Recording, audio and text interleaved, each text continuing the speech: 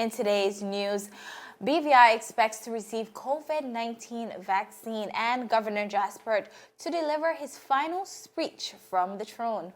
Chris Juredin voted BVI's CIBC First Caribbean Unsung Frontline Hero, and the Rotary Club of Tortola wins the Mourant HLSCC College Classics Special Edition. All this and more when 284 News returns.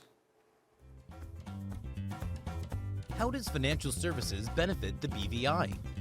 It's been around for more than 3 decades before the World Wide Web and is now part of the everyday life of our islands. More than 2,200 people are directly employed in financial services, and another 3,000 jobs are supported indirectly. Jobs are corporate service providers, lawyers, insolvency, accounting, banking, insurance, regulators. That's almost 27% of the national workforce. Of those, more than 65% are BVI landers and belongers. What about restaurants, supermarkets, or shops? Well, 100% of people eat. So, they buy food. They buy swimsuits and shampoo and cars and power tools and plantains and fish and roti and pates. Financial services employees buy painkillers and lots of beer. Then there's electricity and dental floss and toilet paper and pretty much everything else. And everyone needs a roof over their heads and a place to do business, so we all rent or buy from a local landlord. Housing and office space alone means millions of dollars into the pockets of BVI families. At the end of the day, everyone benefits, including charities who receive thousands of dollars every year. And more than 60% of all government revenues come from fees paid by financial services. This money is spent on schools, roads, ports, scholarships, the environment, health, sports, children, youths, and the elderly. Financial services contributes more than $290 million to the BVI economy. That's more than 30% of all economic activity is driven by financial services. This creates thousands of jobs all across the islands, meaning more people have a way to earn a living. What does financial services do for the BVI? Let's just say, it keeps our lights on. Financial services is everybody's business. So, come on, mind your business, and let's not keep this to ourselves.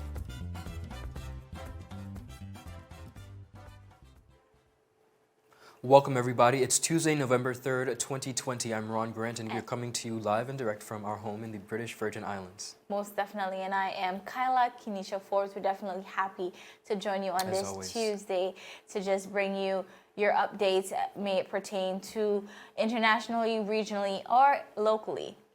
Kyla, over the weekend, the Ministry of Education, Culture, Youth Affairs, Fisheries, and Agriculture has received 8 unique pieces of artwork from the Virgin Islands Communal Association during the opening ceremony of the Culture and Tourism Month on November 1st. Now, art pieces were commissioned through the local artist, Jahaya Maduru, who is pictured with Deputy Premier and Minister of Education, Dr. the Honorable Natalia Whitley. Some amazing pieces depicting a variety of different cultures, the 4-day mourning, market lady, fungi dancers, brick oven making, and the shipwright. Amazing pieces of work. Yes, I love to see it. I see a piece up there. I'm wondering if it's Miss Eileen Passins. It looks like a true depiction of her. Could possibly but be, yes. Definitely great work. All right. Of course, tomorrow, One Mart Superstore will be opening a location in Fat Hogs Bay, Tortola at 4:30 p.m. I think the residents of the 7th and 8th District are going to be pleased and appreciative of this new addition to their community. So we're excited to celebrate and support them as well. Ron, things are looking up for District 7 and 8. Start of the sewage project. Now, Yes. Walmart is opening a store. The residents of the 7th and the 8th, I can speak for myself and many others, are very happy with what is happening. Good stuff. In addition, of course, today is Election Day in the United States, and we are going to be looking closely at what happens. Kyla, this is a milestone election, as I think many elections are. However, in my interpretation and understanding of what is taking place, this election is definitely not about 2 men, whether one is better or the other. It's essentially about 2 Americas, and which America Do you choose to will live the in? residents choose to live in. So we're going to be looking at it closely and, of course, bringing you all the updates. Most definitely. Now, Viewers, we have so much to jump into. The fact that our territory is expecting to get that vaccine for COVID-19, and the Virgin Islands and other overseas territories, which we called the OTs, are expected to receive any COVID-19 vaccine curated by the United Kingdom. Now, this announcement was made by His Excellency the Governor Augustus J.U. Jaspert, was that the United Kingdom government will ensure the vaccine will be shared with the OTs. Now, according to the governor, the Minister for Overseas Territories and Sustainable Development at the Foreign Commonwealth and Development Office, Baroness Elizabeth Sugg, wrote to all the leaders of the overseas territories governments earlier this week to confirm this offer, the UK's unwavering commitment to working in partnership to tackle COVID-19.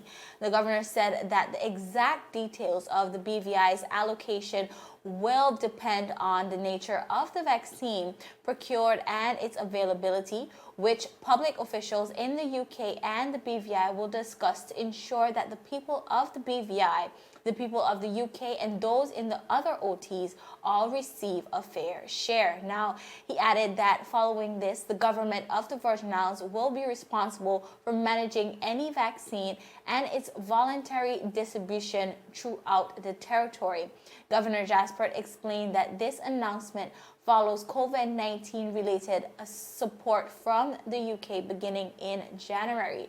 Throughout 2020, UK medical professionals have provided advice and support to the BVI Health Services Authority on disease management. He said, and I quote, "The UK has also provided more than 1.4 million worth of medical equipment, including testing kits, ventilators, protective gear, laboratory supplies, mobile isolation units, and a new testing machine that has given the BVI the capacity and the capability to run real-time PCR tests on island for the first time. This enables the territory's medical professionals to respond to the virus and build the long-term capacity of our local healthcare services." That was a quote by Governor Jaspert. Governor Jaspert also said, and I quote, "I am pleased that the UK has made this commitment, and although this exact details have yet to be worked out depending on the vaccine procured, it is a clear signal of the UK and the BVI's special partnership. Our health services and public officers have been doing a fantastic job to fight COVID-19, and I hope this promise of support from the UK will be an extra boost to help defeat the virus," end quote. Now, in a letter to Baroness Sugg dated the 27th of October 2020, Premier and Minister of Finance Honorable Andrew A. Foy thanked the United Kingdom and its agencies for the support given to the territory during this COVID-19 global pandemic. In a letter, Premier Foy noted that the possibility of a potential vaccine for COVID-19 is indeed comforting news for everyone who subscribes to taking this vaccine. He said, and I quote, "We must bear in mind that there are persons in our society who, for religious or other beliefs, do not subscribe to taking of vaccines, and we do have to be respectful of that when the time comes. Nevertheless, the people of the Virgin Islands would be grateful and happy to receive supplies of the vaccine when it becomes available, for which I thank the UK government in advance," Premier Foy said. Premier further stated to Baroness Sugg, "I note from your letter that one of the potential vaccines would require special storage. I would like the BVI to be in a state of preparedness to receive the vaccines when they become available. I would be grateful to know the specifications of the recommended storage facilities so my government can begin looking at where we can locate the facilities and what resources we would need to put this in place." Now, the government of the Virgin Islands and the United Kingdom government continues to work in partnership where possible in response to COVID-19, the pandemic. Now, Ron, a lot coming out of this story, and we see where the UK continue to support the BVI. Sometimes, you know, a few months ago there was a lot of back and forth pertaining to the support that Now we see a different tone. and we're seeing now a different tone where a list of things have been given in support to the BVI as an OT. Of course, they continue to say it really depends on each situation of the OT. But also something noting out of this story is the fact that Premier Foy is basically saying to the people of the Virgin Islands, if this is not necessarily your belief or for religious reasons, this would not be something that is forced upon you. Correct. This would be something that is of choice. But it's definitely comforting news. This is something that persons across the world, the globe, have been waiting for as it pertains to COVID-19 and some sort of security when it comes to a vaccine. Absolutely, Kyla, as it should be. I remember over at a recent community meeting in Jos Van Dyke, a resident asking about the vaccine. At the said time, of course, the ministers did not have a response. However, since this news broke, many persons have been taking to our website and social media, voicing their opinions and whether you plan on taking a vaccine or not when it becomes available. The option of the comfort which the UK is offering OTs, I think, is of utmost importance, and I think that's what we need to focus on. Most definitely. Continuing on the local scene here in the British Virgin Islands, Mr. Chris Juredin is the BVI's recipient of the CIBC First Caribbean Unsung Frontline Hero Award Initiative for his extraordinary service to the community during the first wave of the COVID-19 pandemic back in March of this year. Now, the program designed by CIBC First Caribbean through its Com Trust Foundation to highlight the work of persons across the region at the forefront of the COVID-19 fight has brought to the fore the stories of many of those whose deeds would have gone virtually untold. Now, over 100 persons were nominated for awards in the 16 countries where the bank operates. Mr. Juredin's name was submitted by Ms. Natasha Rekusha as a BVI nominee for the public campaign that the bank ran during the August and September period.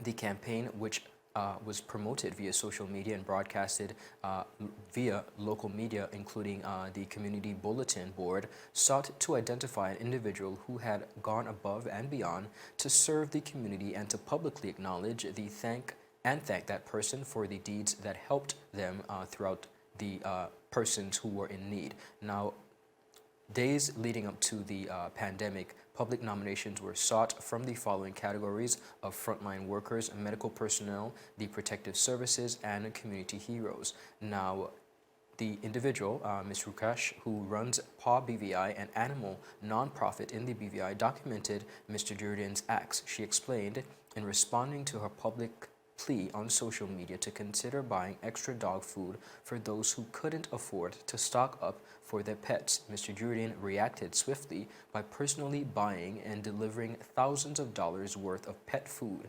enabling PAW to do a big distribution prior to the lockdown.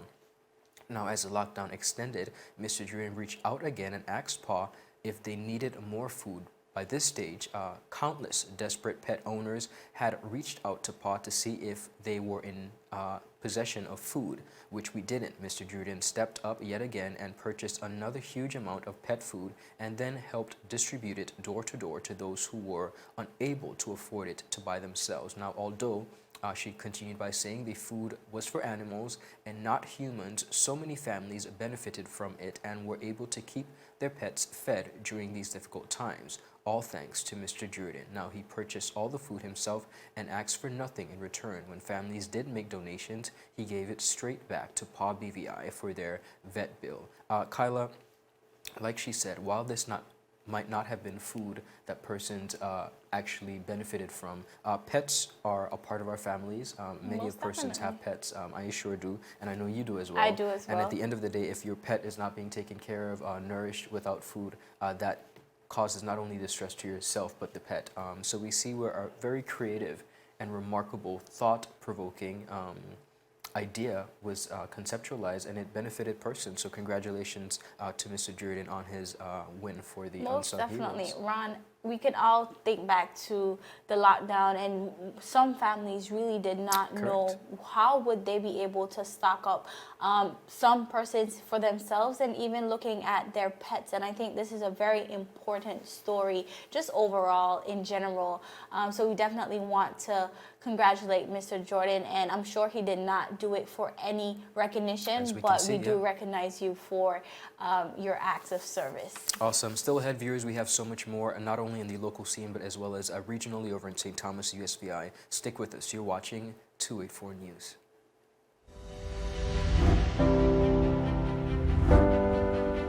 The win! Oh! What are the hell? I'm freaking out! Is time.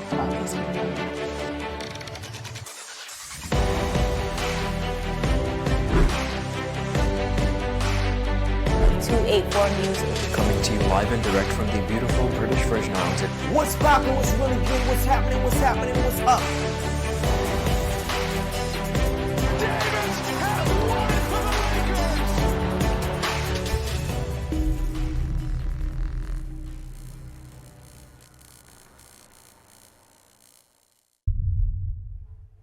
Viewers, welcome back to 284 News. Now, the Rotary Club of Tortola claimed their 15th consecutive win during the Mourant HLSCC College Classic Special Edition Series. Now, the win took place this past Saturday, October 31st at the HLSCC Community College at Paraquita Bay, that campus. Now, during the 25th anniversary special edition race, slated especially for service clubs, race director Mrs. Stephanie Russ Penn said that with a field of 4 teams and 34 participants, called the Battle of the Service Clubs, was as exciting as anticipated. Now, the Rotary Club of Tortola was joined by the team of Rotaract, who placed second, then Team Rotary of Road Town, who placed third, and a Rotary Sunrise of Road Town. Now, in excellent fashion,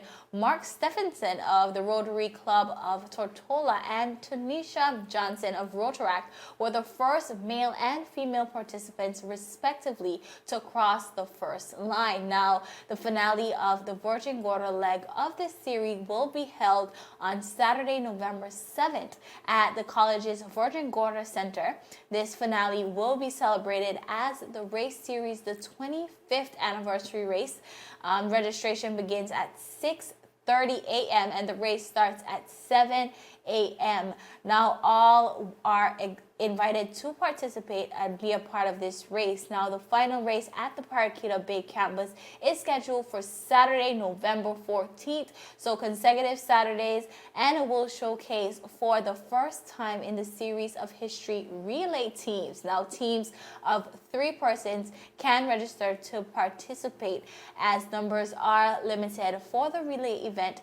Interested persons are asked to contact Director Stephanie Russ Penn via telephone at 496-7155, or you can email her at sruss, that's SRUSS, at HLSCC.edu.vg for more information. Now, the college continues to partner with the law firm Mourant as the main sponsor for this series, which is a green event. So yes, all around, Ron, just great fun, awesome stuff. Rotary for the 15th time, yes, amazing so stuff. someone had, it looks like Rotaract came very close. Yes. So, but we do want to congratulate them in that. Definitely exciting stuff. Wonderful. Now, continuing on the local scene, on Thursday, the 5th of November, His Excellency, the Governor Augustus J.U. Jaspert, is expected to deliver his final speech from the throne. At the first sitting of the 3rd session of the 4th House of Assembly, His Excellency Governor Augustus J.U. Jaspert will be invited to the Honorable House to deliver the speech which outlines government's agenda and focus for the forthcoming session. During the sitting, Premier and Minister of Finance, the Honorable Andrew A. Foy, will move a motion to invite the Governor to address the territory. Now, the speech from the throne is prepared within the Premier's office in consultation with ministries. The speech is then deliberated and approved by the elected government of the Virgin Islands. When a new legislative session is opened, the speech sets forth the government's priorities with respect to its legislative agenda for which the corporation of the legislative is sought. In September of this year, Governor Jaspert announced that his tenure as governor will expire at the end of 2020, making way for the appointment of a new representative from the United Kingdom. Kyla, we are most definitely looking forward. I think the general public is looking forward as we approach the end of a year to hear the speech from the throne. But most importantly, as highlighted, this is the government's legislative agenda. It outlines their plans, what they hope to accomplish within the next year. And I think we're all looking forward to hear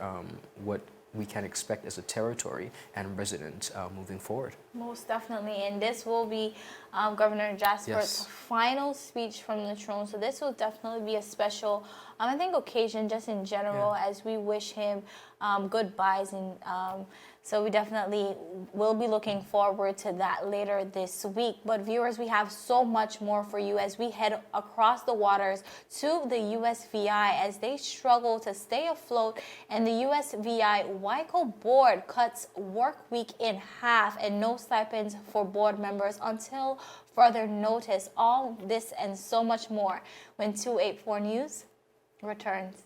Is business slow? Cash flow down? Hosting an upcoming event? We can help. Advertise with 284 Media and take your business or event to the next level by enhancing your present marketing and messaging strategies. Allow our team of experts to create a personalized ad that sets your business apart from all the rest. This could be your business or event. So, what are you waiting for? Contact our marketing team at 284media at cctbvi.com. Advertising with us works. Viewers, welcome back. You're watching 284 News. Now we take you over to St. Thomas over in the U.S. Virgin Islands. The VI Consortium has reported that WICO Board of Directors has taken drastic actions to curtail expenses as the COVID-19 pandemic continues to wreak havoc on its revenues. The board has instituted what it says is a temporary 24-hour work week for all its employees effective November 2nd. After several cost-saving artistry measures taken by the company to manage the current financial shortfall, the WICO Board of Directors made the difficult decision to institute a temporary 24-hour work week for all employees across the board. Staggered work schedules will allow for the company to remain open and operating during regular working hours, Monday through Friday, WICO said. Now, board members also suspended their $1,500 per meeting stipend until the port returns to normalcy.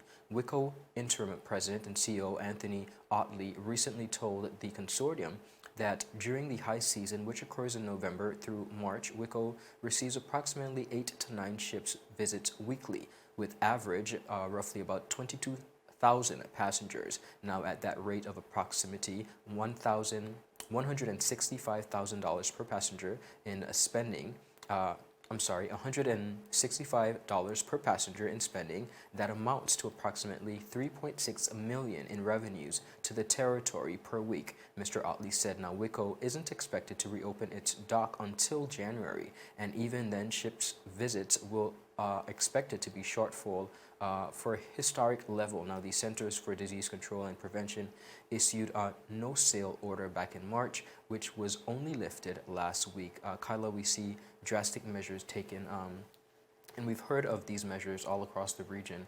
It's close to us now in the U.S. Virgin Islands, where work week is essentially being cut in half, and I think it ultimately shows the severity of the economic fallback of COVID-19. Most definitely. I think it's very sad that this is happening, but we have to be very realistic. We've been speaking about it for months on end, just the economic ramifications that have been caused by COVID-19. And we're praying that this does not happen to the BVI, but we have to be realistic. We're seeing it, as you said, across the region, right a sail away over in the USVI, and that might not be different for the BVI. So we have to be vigilant and make smart decisions as it pertains to our economic stability here in the BVI. Absolutely. What persons sometimes fail to understand is at the end of the day, the domino effect, as we call it, really trickles down, and what it's really proving and shows is that everyone is affected. And this is not a case of a natural disaster. It's a health pandemic that is affecting all areas of life, education, economy, and it's essentially frightening because, again, persons have the difficulties, or countries rather, are having the difficulties, whereas in a natural disaster, you could call on your neighboring countries for help. We're all in the same predicament. Most definitely. Now, over in the USVI, late last week, now the Department of Health reported 14 new cases. This was reported last Friday, Ron, of COVID-19 in the territory. 6 of them was in St. Croix and 8 on St. Thomas. Now, in release issued over the weekend, the Department of Health said a vessel in the St. Thomas Harbor accounted for 6 of those cases on St. Thomas. The territory-wide total climbed to 37 with the latest numbers of active cases. Now, a quote coming out of the Department of Health said, and I quote, "All positive cases from the vessel and their close contacts are safe and in quarantine." Now, the epidemiologist, Dr. Esther Ellis, encouraged the public to be vigilant as case continues to just splurge in the U.S. Cases had been trending down in the USVI, but the risk of an increase in cases grew locally as numbers on the U.S. mainland have grown exponentially, peaking at 99,000 cases in a single day last week. That is crazy, Ron. She also said that there is no significant common risk factor for the 6 new St. Croix cases, which is why it is so important to follow the prevention guidelines. But just coming out, just reporting on this simply because we can look at the fact that this was on a vessel, and we've been speaking a lot about a marine industry reopening here in the BVI, and I think this is something that we can look at, that this was initially contained because all of these persons were on this boat. They act very quickly, identifying the close contacts, and those persons are now in quarantine. So I think we can look across the region and look at some examples where this is happening. Of course, we see a slight rise over in the USVI, but we remember the days, Ron, when the USVI had some really high numbers. Concerning numbers, yeah. Yeah, but we see where, yes, it is at 37 active cases right now, but I do think that they have a good hold on what is happening over there as they try to juggle economy and health at the same time. Absolutely, and Kyla, that's essentially what's happening. It's a fight to save economy or life, and I think the U.S. Virgin Islands, along with of course, Governor Brian, must be commended for their efforts. They've come a long way in maneuvering and having a spike, and us all being concerned, and then us over here in the BVI experiencing a spike as well. It's almost like a roller coaster. But nevertheless, they're pressing through, and we continue to wish them health and safety as we do the same for us. Most definitely, but I think just in general, looking at, we're putting protocols in place and just hoping that they would work just all across the board. Most definitely. Viewers, today we had the honor, my colleague Jovan Wilson had the honor of sitting down with outgoing Attorney General. He has already passed the mantle on to Ms. Smith, but she had an opportunity to sit down with Attorney Baba Aziz. So if you missed that interview, please feel free to check out our Facebook page. In addition to that, I had the honor of sitting down with longstanding educator and musician, Mr. Cave Stout, who really, we had a fun conversation as it pertains to how he interacts with his students. I cannot tell you how many persons contacted me, at least 5, and said, you gotta check him out, you gotta talk to him. And in doing so, we really realized how interactive and exciting he interacts with his students, particularly in this virtual era, and also making it his business to incorporate Virgin Islands culture into the classes. So we had an opportunity to sit down with him. Again, you can also visit that interview as well and check it out. Yes, so viewers, you have so much to catch up on. Of course, we are 284 News, just here to serve you with your local, regional, and international content. You can check us out at 284media.com. You can like us on Facebook at 284media and 284BVI on Instagram as well as Twitter. It is always my pleasure. I am Kyla Kenesha Forbes. And I'm Ron Grant. We will see you again tomorrow as we deliver your daily dose of news. Take it easy, guys. Enjoy your election watch for those of you who are going to be watching it. I know we sure will. Happy Tuesday. We'll see you tomorrow. Bye-bye. Bye.